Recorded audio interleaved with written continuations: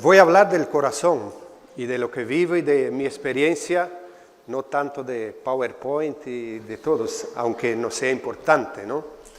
Pero hablar de mi experiencia y el trabajo de 25 años de sacerdote y más los años de religioso seminarista, siempre con los migrantes.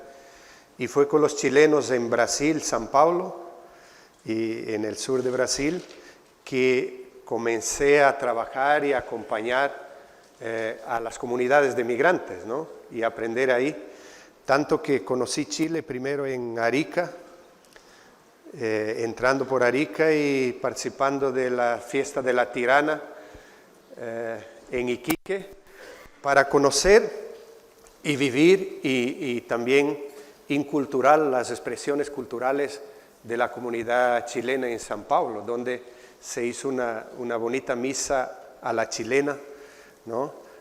Inculturando varios elementos celebrativos de la comunidad chilena en São Paulo. El tema migratorio, creo que no hace falta dar tantos números y estadísticas. A nivel mundial son más de 250 millones. Acompañamos de lejos, de repente, África que cruza el mar hacia Europa, ahí donde mucha gente muere, sigue muriendo, intentando el cruce del mar de África, principalmente el norte de África, el tema de Siria, el tema de Afganistán, el tema de toda Europa, lo conocemos, lo sabemos.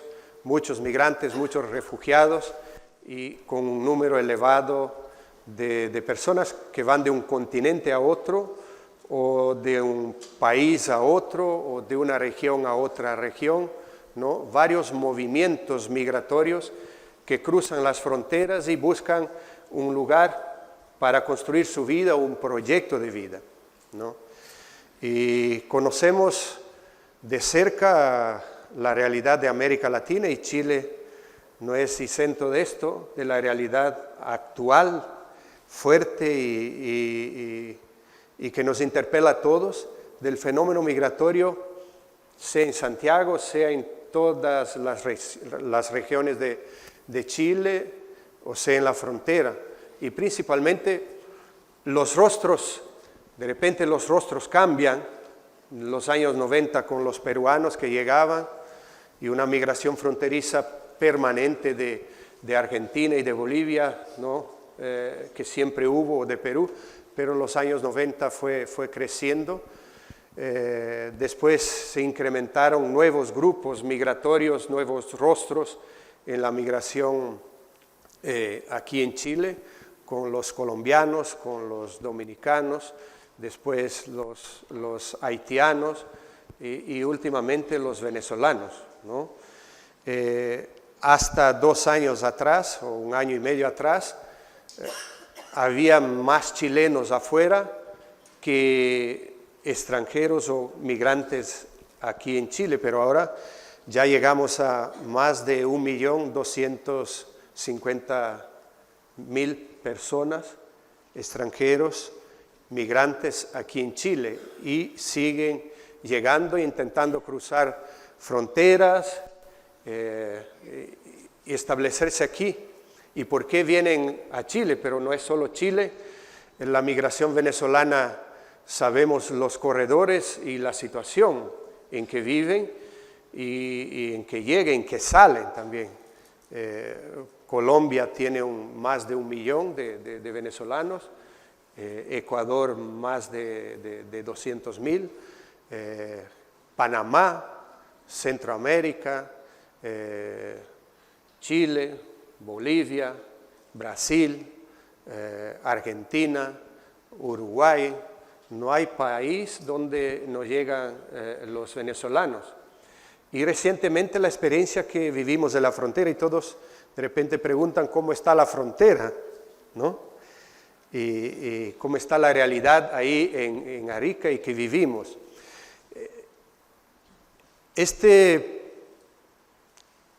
Esta cierta calamidad y conflicto y situación ya se preveía este año. Nosotros tenemos, cuando fui a la frontera, fuimos con el desafío de establecer 2 casas de acogida, uno en el lado peruano en Tacna y una casa de acogida en Arica, para atender un volumen migratorio que no era tan elevado, pero sí la frontera es siempre el lugar emblemático donde intentamos realizar un trabajo específico ahí con las personas que están principalmente en tránsito o de paso, que es distinto trabajar el origen, el tránsito, el destino de las migraciones. Y este año, hasta 2018, llegó un gran grupo de cubanos que hacían un trayecto de cruzar la Guyana Inglesa, norte de Brasil, Bolivia, hasta llegar a Tacna para entrar de forma irregular a Chile, pero con 25, 30 días de viaje, muchos robados en el camino, y llegaban ahí, no tenían cómo entrar porque exige visa, entonces muchos entraban de forma irregular, cubanos, hasta final de 2017 a 2018. Y desde 2018 comenzó a aumentar la situación de los venezolanos. Y primero una migración con un cierto elevado nivel de escolaridad y profesional. Y venía más o hombres o mujeres o en grupo, pero principalmente adultos. Y a partir de este año, fin del año pasado, comenzaron a llegar grupos familiares enteros, con niños, mujeres embarazadas, y también de un estrato social inferior, menos profesionales, personas trabajadores comunes y corrientes, sin tantas sin tantas especializaciones profesionales. Y el tema es que los países, tipo cuando desean o llegan a la frontera, Perú le dio un PTP, permiso temporal de permanencia, por 1 año a los venezolanos, y llegó a un número de 800,000 venezolanos en Perú, y de repente cortó esto, ya no, final del año pasado dice ya no, y lo renovaba el PTP a los que presentaban un contrato de trabajo, un trabajo fijo. Y sabemos que en Perú hay mucha informalidad laboral y por la situación, entonces difícilmente. Y muchos de estos entonces comenzaron al camino de ingresar a Chile, algunos de ellos y muchos de ellos. Pero igual un elevado número que salía desde Venezuela, de diferentes partes, cruzaba Colombia, Ecuador, y llegando ahí a la frontera. Llegó en nuestra casa una pareja, ella de 6 meses de embarazo, caminaron de Cúcuta a Bogotá, 550 kilómetros. Después vinieron, y muchos tramos también Ecuador, porque no tiene recursos y salen de como pueden. Ecuador también caminó, después demoró de Tumbes a Tacna 15 días, y caminó de Moquegua a Tacna otros 150 kilómetros. Y llegó ahí los tobillos hinchados, todas cosas así que uno se queda complicado, ¿no? Y esta realidad, llega a la frontera, ahí le pide para ingresar como turista bolsa de viaje. ¿Tiene $30 por día para vivir como turista? No. ¿Cómo va a tener $30 si el sueldo mínimo en Venezuela es de $4? $4. ¿Cómo va a tener $30 por día? No hay cómo explicarle a la autoridad de frontera. Después, en Venezuela, la partida de nacimiento de un niño hasta los 9 años vale. Llega en Perú y Chile, no vale. ¿Dónde tramita? ¿En el consulado, la embajada? ¿Dónde? Solo en la capital, no hay cómo. Y está en la frontera. Y empeñó bienes o cosas y emprendió el viaje, y regresar, ¿cómo? Y está ahí y quiere entrar. ¿Cómo? Ahí, el 15 de junio, Perú entonces le exige visa de ingreso y con pasaporte. Antes aceptaba cédula de identidad, lo mismo Chile. Y si está en camino y que salen como pueden, y muchos ya están en este tránsito de querer ingresar a Chile o un país, y entonces no tiene pasaporte. Entonces algunos tienen el pasaporte pero vencido, se le ha facilitado, pero a algunos no. Y ahí le exige la visa, y la visa se le da en el consulado, eran 2 consulados en Venezuela, cómo conseguir una visa para entrar a Chile, y no da. Además, en Venezuela comenzó para conseguir una visa o conseguir un pasaporte le cobran hasta muchas veces 500, 600 o $1,000 si quiere que salga rápido el pasaporte. Si espera, no hay pasaporte. ¿Cómo después conseguir el documento de antecedentes penales apostillado, que dicen que es con el sello del gobierno de Venezuela, y ya están en camino, y esto se tramita ya? Entonces, toda una barrera de requisitos, y sabemos la situación de Venezuela, ¿no? Estos algunos casos requisitos que todos ellos necesitan. Y el 22, entonces Chile también le pide pasaporte a todo ingreso que quiere ingresar como turista, y pasaporte de turismo y que presente la plata, o visa de responsabilidad democrática. Ahí sí amplió, porque cualquier consulado de Perú en el extranjero puede emitir esta visa de responsabilidad democrática. Y se concentró en la frontera. El 20 y poco de junio comenzaron a llegar y no entra. Antes ingresaban, la PDI dejaba ingresar las mujeres con los niños que pedían refugio, pero el 99% Chile no acepta refugio, porque dice no es caso de refugio, aunque las declaraciones de refugio, viene el tema económico, viene el tema político, viene el tema religioso, figuraría por la calamidad que vive Venezuela, pero ahí se concentraron en la frontera sin poder ni regresar, porque Perú le pide visa y pasaporte, y Chile le pide visa y pasaporte, y ellos están en la frontera.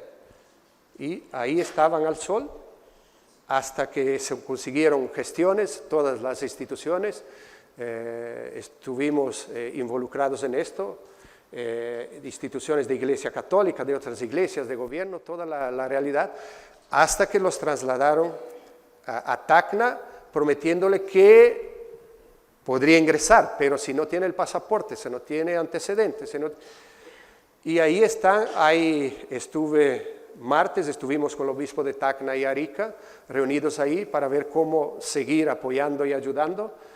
Hay 150 pequeñas carpas frente al consulado de Chile en Tacna, que significa 500 a 50 personas de todas las edades y muchos niños, esperando, algunos que estaban en la frontera, esperando posiblemente ingresar, pero difícil que va a ingresar si no tiene estos documentos. El cónsul que estuvimos ahí, disculpe, se me alargo de mucho de esto y de repente no. El cónsul dice, mira, el tema de la frontera, nuestra casa de acogida tenía capacidad para 50 en Tacna, está alojando 80 por día. Y más 2 parroquias de Tacna, una con 150 solo para dormir y otra con más de 300 personas diarias, aparte de los que están en las carpas ahí.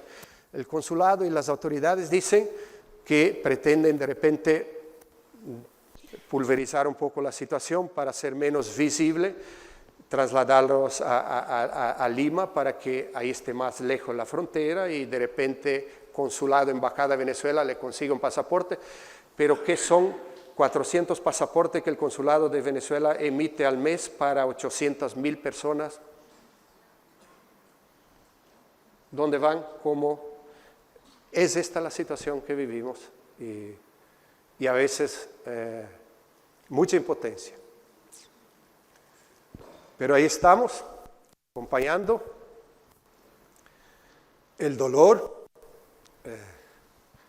es así, uno a veces tiene que cuidarse para no...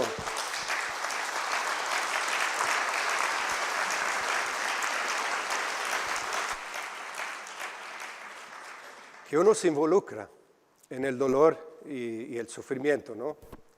Y a veces es difícil encontrar soluciones y puertas, ¿no? Hay muchos muros legales, jurídicos, fronterizos, culturales y pocas puertas y ventanas. Muchos muros y pocas puertas. Ojalá podamos de verdad abrir más puertas, ventanas de encuentro, de diálogo, de presencia, de acompañamiento.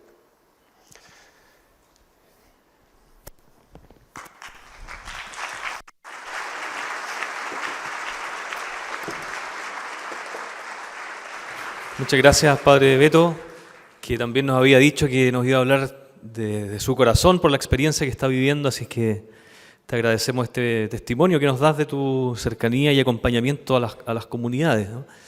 Yo quisiera... Pasé rápido. Sí, pasó muy rápido todo.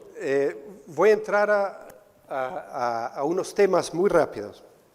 El acompañamiento de los migrantes lo hacemos en origen, tránsito y destino. De repente me explayé mucho en la realidad y falta esta dimensión de base teológica y de vida y del día a día.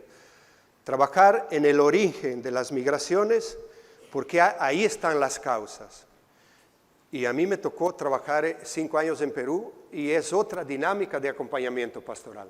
En el origen hay que incidir mucho al gobierno que se haga responsable, las familias y toda una realidad distinta de un trabajo pastoral donde está el origen o las familias que se separan, que quedan los padres lejos de los hijos y toda esta, y incidir al gobierno para combatir las causas de la migración. El tránsito donde estoy viviendo es otro. Tú ves la persona hoy y mañana no la ves más.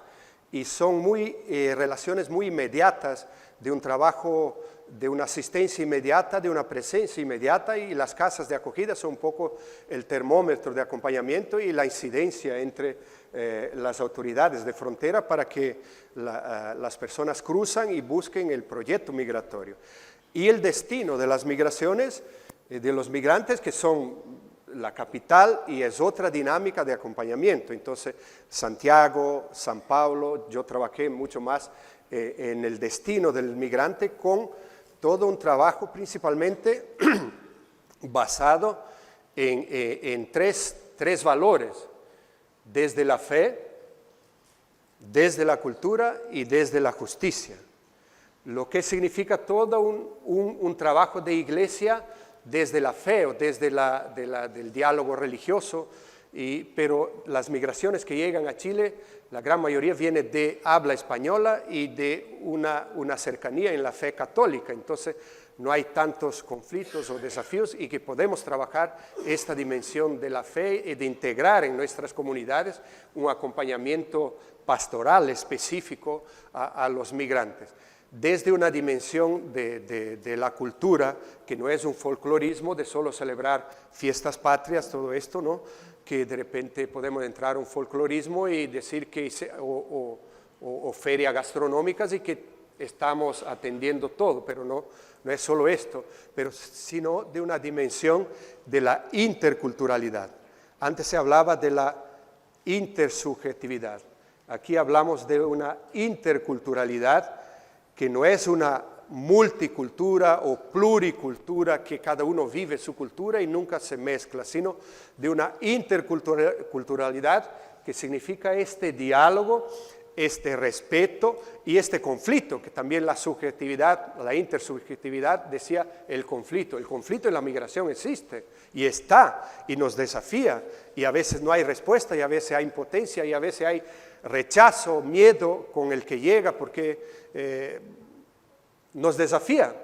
Y cuando Jesús justamente dice en el Evangelio, era migrante, era preso, era extranjero, era enfermo, no decía era migrante santo, ni preso inocente, preso, extranjero y me recibiste. No dice más allá.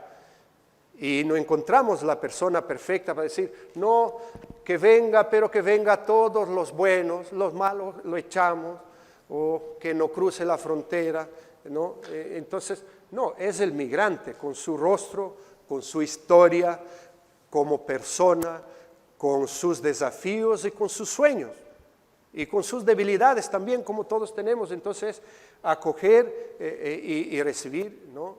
Integrar el migrante en esta realidad y en esta vida, pero desde la interculturalidad, desde un diálogo que nos provoca a cambios. No es fácil en el trabajo tipo aquí en la parroquia latinoamericana. Hay una parroquia territorial, hay la comunidad italiana que comenzó la parroquia y dice, yo comencé y ahora me tomaron el espacio. Y como decía antes, cómo intermediar el diálogo y el convivir con un grupo, con otro. El peruano es distinto del colombiano, el venezolano es distinto del haitiano. Son distintas expresiones culturales y que tenemos que... 5 minutos. Demoré mucho más entrar en el contexto, ¿no? Y entonces desde el origen, el tránsito, el destino, trabajar la migración, desde la fe, desde la cultura y desde la justicia, porque el migrante quiere un trabajo, quiere documento, quiere vivienda, quiere un trato digno, quiere una casa, quiere sobrevivir o mandar a su familia los recursos. Entonces, desde una justicia para que el migrante camine y se integre en la realidad. Estos son los desafíos más fuertes, ¿no? Desde estos puntos de acompañamiento, ¿no? Y desde una base teológica, bíblica, que pondría la primera lectura, el Evangelio del domingo pasado, ¿no? Los padres de los patriarcas de la Biblia tenían dos elementos muy fuertes de su actuar. Primero, un Dios itinerante, un Dios peregrino, la imagen de un Dios peregrino. Y el migrante y el peregrino como el lugar teológico que me provoca. Y el segundo elemento, la hospitalidad. Y Abraham, cuando ve el lugar teológico del peregrino, de los 3 peregrinos que llegan, dice, aquí está, voy a recibirlos, voy a acogerlos, voy a darle hospitalidad, voy a matar el ternero cebado, y lo recibe. Y cuando se van, la noticia recién de la acogida al peregrino, al forastero, desde la hospitalidad, usted será padre de una gran nación, al próximo año tu esposa tendrá un hijo. Y desde la misma hospitalidad de Marta y María, desde la escucha, antes se habló de la escucha, el diálogo, escuchar el migrante, escuchar las instituciones, escuchar el gobierno también, desde este espacio donde Marta y María, una escucha, y es esta dimensión también de la escucha, pero también desde la dimensión de Marta, desde el servicio, desde darle un albergue, desde promover al migrante, desde encontrarse. Entonces, esta espiritualidad integral, desde la escucha, pero también desde el servicio, no solo amén, pero también arregazar las mangas y trabajar con el migrante, desde esta base bíblica, acompañar a los migrantes que nos interpelan, ¿no? Y terminó el tiempo, por los 4 verbos del Papa. El Papa nos pone 4 verbos muy específicos, y yo agregaría un quinto, como somos de iglesia, ¿no? 4 verbos, él dice, el Papa, acoger al migrante, desde una dimensión personal, pero también desde una misión de iglesia, pero también desde una dimensión del gobierno, acoger al migrante. El segundo verbo es proteger, porque delante de los conflictos y desafíos jurídicos, legales, atropellos, hay que proteger al migrante. Y hay normas internacionales, hay decretos, convenios internacionales que hay que vivirlos y hay que insistir y pedir, incidir a los gobiernos para que vivan y pongan en práctica estos compromisos internacionales asumidos para proteger a las personas en situación de vulnerabilidad. Pero hay también un tercer verbo que es promover al mismo migrante, porque el migrante viene cargado de valores, de culturas, de riqueza, es un aporte. Entonces promover, visibilizar al migrante y las comunidades de migrantes. Y un cuarto verbo que el Papa insiste es integrar al migrante en la sociedad, en la vida, en la iglesia, en la comunidad. Y yo agregaría celebrar también. Celebrar la riqueza, celebrar los valores, celebrar los aportes, celebrar desde el migrante. Y siempre y con los gobiernos y la sociedad y con las instituciones trabajamos desde una gobernanza de la migración. No solo la gobernanza involucra el gobierno, involucra a los organismos de la sociedad civil, involucra al mismo migrante para que todos puedan aportar para que la migración y el mismo migrante sea escuchado y no solo poner un muro, ¿no? O fronteras y no abrir puertas, ¿no? Y en estas tres dimensiones de la frontera geográfica, la frontera política que se decreta aquí en las leyes y desde una frontera a veces cultural, y esta la más difícil de pasar. De repente nosotros no cruzamos la frontera cultural para inculturalizarnos y vivir, ¿no? Porque en la interculturalidad tiene que caminar el que llega en el diálogo y tiene el que está. Los dos tienen que buscar el diálogo y el encuentro. Disculpe, se me pasé. Bien, muchas gracias, Padre Beto. Muy amable.